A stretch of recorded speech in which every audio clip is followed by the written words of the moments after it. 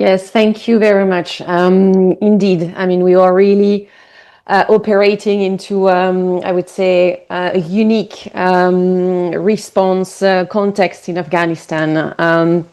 Afghanistan is really one of the most complex humanitarian context, I think, nowadays, and really understand properly these complexities is really essential to position ourselves, especially child-focused organizations like us. So the country, we need to understand that this really country is living through an accumulated impact of decades of conflict, institutional collapse, like the sanctions also related constraint, and a very, very difficult economic situation.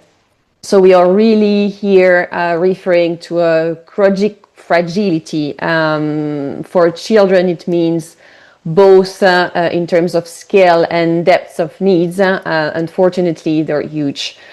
Operating in Afghanistan also means like navigating in a highly constrained rights environment. The presence of the Taliban de facto authorities makes like the even basic operations like banking, procurement, like staff movement, politically and logistically difficult.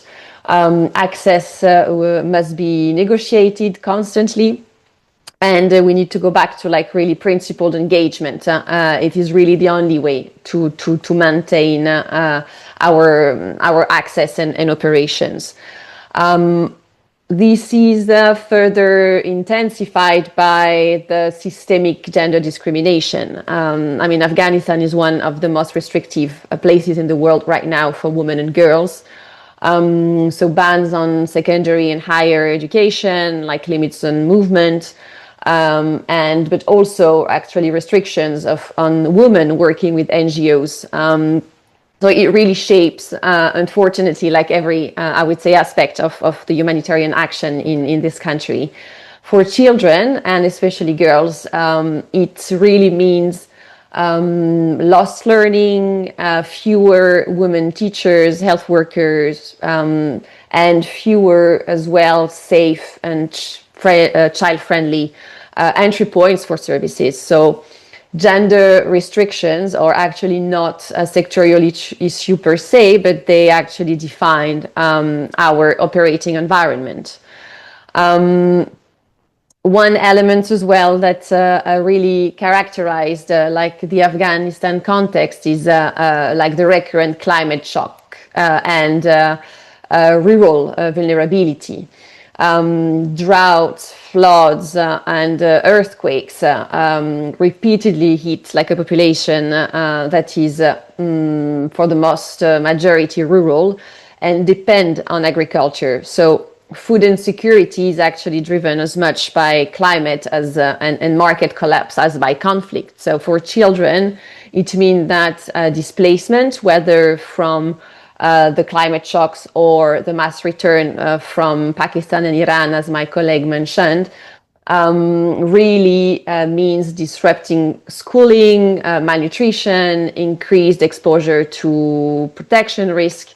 And for agencies like We World and ChildFund Australia, it really means that resilience, resilience work really cannot sit apart from the emergency response that we are implementing. Just to finish, all this context basically is really happening while funding continues to fall.